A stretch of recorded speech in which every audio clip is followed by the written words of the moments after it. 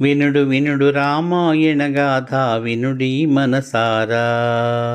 భగవద్ బంధువులందరకు హృదయపూర్వక నమస్కారాలు. ఓం శ్రీ రామచంద్ర పరబ్రహ్మణే నమః. శ్రీరామ రామ రామేతి రమే రామే మనోరమే సహస్రనామ తత్తుల్యం రామనామ వరాననే. శ్రీ వాల్మీకి రామాయణం బాలకాండం 7వ సర్గయందు గల 1 నుండి 22 శ్లోకముల వరకు గల అన్ని శ్లోకముల యొక్క వచనభావ సారాన్ని దశరథుని అమాత్యుల గుణనీత్యాదుల వర్ణనము అనే కథ రూపంలో విందాం. మహాత్ముడైన దశరథునకు ప్రజ్ఞాది గుణముల చేత మంత్రణమునందు సమర్థులు, ఇతర ఆకారాదులను పట్టి వారి మనస్సులోని అభిప్రాయం తెలుసుకొనగలిగిన వారు, ఎల్లప్పుడూ తన ప్రభువుకు ఇష్టము హితము అయ్యేటువంటి కార్యాలు చేయుటలో ఆసక్తి కలవారు అయిన మంత్రులే ఉండేవారు. మహావీరుడు యశస్శాలి అయిన ఆ దశరథునకు లంచములు తీసుకోవడం మొదలైన దోషాలు లేనివారు, వ్యవహార శుద్ధి కలవారు, ఎల్లప్పుడూ రాజ్య కార్యములందే నిమగ్నులై ఉండేవారు అయిన 8 మంది మంత్రులు ఉండేవారు. దృష్టి, జయంతుడు, విజయుడు, సిద్ధార్థుడు, అర్థసాధకుడు, అశోకుడు, మంత్రపాలుడు, సుమంత్రుడు అని ఆ 8 మంది మంత్రుల పేర్లు. వశిష్ఠుడు, వామదేవుడు అను 2 ఋషిసత్తములు దశరథునకు ప్రధానులైన ఋత్విక్కులుగా ఉన్నారు.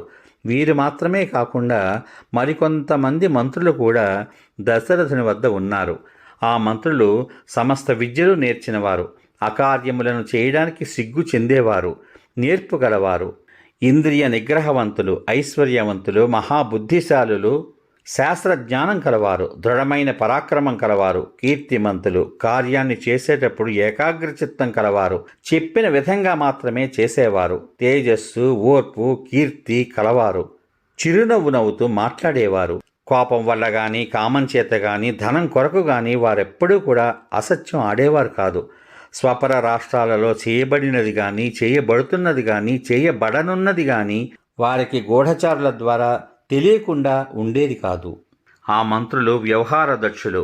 వారు ఎట్టివారికి స్నేహితులుగా ఉన్నారో తెలుసుకోవడానికి ఆ స్నేహితులందరినీ కూడా రాజుగారు వారు ఎట్టివారికి స్నేహితులుగా ఉన్నారో తెలుసుకోవడానికి ఆ స్నేహితులందరూ కూడా రాజు చేత పరీక్షింపబడ్డవాళ్లే. ఆ మంత్రులు తమ కుమారులకు కూడా అవసరమైనప్పుడు సరియైన శిక్షను విధించేవారు. రాజ్య ధనాగారం నింపడం, సైన్యాన్ని సమకూర్చడం మొదలైన రాజకార్యాలయందు సర్వదా ఆసక్తి చూపేవారు. అపరాధం చేయకపోతే శత్రువునైనా హింసించేవారు కాదు. వారు వీరులు, చెలించని ఉత్సాహం గలవారు, రాజశాస్త్ర ప్రకారం కార్యాలని అనుష్ఠించేవారు. దేశంలో ఉన్న సత్పురుషులకు ఎట్టి ఉపద్రవాలు కలగకుండా ఎల్లప్పుడూ కాపాడుతూ ఉండేవారు. బ్రాహ్మణ క్షత్రియులకు బాధ కలగకుండా చూస్తూ కోశాన్ని నింపెడివారు. అపరాధి యొక్క బలాబలములను పరీక్షించి తగు విధంగా తీక్షణమైన శిక్షను విధించేవారు. బలవంతుడైతే పెద్ద శిక్ష, దుర్బలుడైతే అల్పమైన శిక్ష ఇచ్చేవారు. లేదా వారు చేసిన తప్పు యొక్క బలాబలాలు పరీక్షించి శిక్షించేవారు. పరిశుద్ధమైన నడవడిక గల ఆ మంత్రులందరూ కూడా ఐకమత్యంతో రాజకార్యాలను చక్కబెట్టుచున్నారు. నగరంలో గాని, రాజ్యంలో గాని ఎక్కడా అసత్యమాడేవాడు ఒక్కడూ కూడా ఉండేవాడు కాదు. ఆ రాజ్యంలో దుష్టుడు గాని, పరభార్యాసక్తుడు గాని ఉండేవాడు కాదు.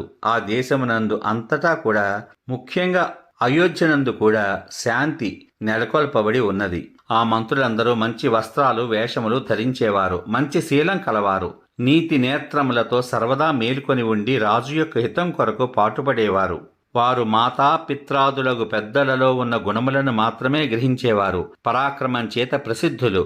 అన్ని విషయాలను గ్రహింపగలిగిన బుద్ధి బలాన్ని బట్టి విదేశాలలో కూడా ప్రఖ్యాతి గడించినవారు. శత్రువులతో ఎప్పుడు ఎలా సంధి చేసుకోవాలో, ఎప్పుడు వారితో యుద్ధం చెయ్యాలో బాగా తెలిసినవారు. సహజంగా ఐశ్వర్యవంతులు. ఆలోచనలను రహస్యంగా ఉంచడంలోనూ, సూక్ష్మ విషయాలను గ్రహించి నిర్ణయాలు చేయడంలోనూ సమర్థులు. నీతి శాస్త్రంలోని విశేషాలన్నీ తెలిసినవారు. ఇతరుల మనస్సును నొప్పించని విధంగా మాట్లాడేవారు. ఎట్టి దోషాలు లేని దశరథ మహారాజు ఇట్టి సద్గుణోపేతులైన మంత్రుల సహాయంతో భూమిని పరిపాలించాడు. ఔదార్యవంతుడని, ప్రతిజ్ఞ నిలుపుకొన్నవాడు అని 3 లోకాలలో ప్రసిద్ధిగాంచిన పురుషశ్రేష్ఠుడైన దశరథుడు రాజ్యంలోని విషయాలన్నింటినీ కూడా గూఢచారుల ద్వారా తెలుసుకుంటూ ప్రజలను ఆనందింపచేసి వారిని రక్షిస్తూ అధర్మాలని తొలగిస్తూ భూమినంతా ధర్మంతో పరిపాలించేవాడు. అతనికి ఎందరో మిత్రులున్నారు. సామంతరాజులందరూ లొంగి ఉండేవారు. అతడు తనకు బాధ కలిగించే వారినందరినీ ప్రతాపం చేత సంహరించాడు. అందుచేత అతనిని మించిన వాడు గాని అతనితో సమానుడు గాని అయిన శత్రువు ఒక్కడు కూడా ఆ కాలంలో లేడు. దేవేంద్రుడు స్వర్గాన్ని పాలించినట్లు అతడు ఈ జగత్తునంతా పాలించాడు. ఆలోచనల యందు రాజునకు మేలు చేయుట యందు ఆసక్తి గలవారును, అనురక్తులను, సమర్థులను, నేర్పు కలవారును అగు ఆ మంత్రులతో కూడిన దశరథ మహారాజు తేజోరూపములైన కిరణములతో కూడిన ఉదయించుచున్న సూర్యుని వలె ప్రకాశించాడు. సమాప్తం. ఇంతవరకు మీరు శ్రీ వాల్మీకి రామాయణం బాలకాండంలోని 7వ సర్గలోని 1వ శ్లోకం నుండి 22వ శ్లోకం వరకు గల అన్ని శ్లోకముల యొక్క వచన భావసారాన్ని దశరథుని అమాత్యుల గుణనీత్యాదుల వర్ణనము అనే కథ రూపంలో విన్నారు. రేపటి భాగంలో అనగా శ్రీ వాల్మీకి రామాయణం బాలకాండం 8వ సర్గయందు గల 1 నుండి 24 శ్లోకముల వరకు గల అన్ని శ్లోకముల యొక్క వచన భావసారాన్ని సంతానోత్పత్తికై దశరథుడు అశ్వమేధయాగము చేయ సంకల్పించుట అనే కథ రూపంలో విందాం. శ్రీరామ రామ రామేతి రమే రామే మనోరమే సహస్రనామ తత్తుల్యం రామనామ వరాననే. ఓం శ్రీ రామచంద్ర పరబ్రహ్మణే నమః. సర్వే జనా సుఖినో భవంతు. ఓం శ్రీ రామచంద్ర పరబ్రహ్మణే నమః. శుభమస్తు. స్వస్తి.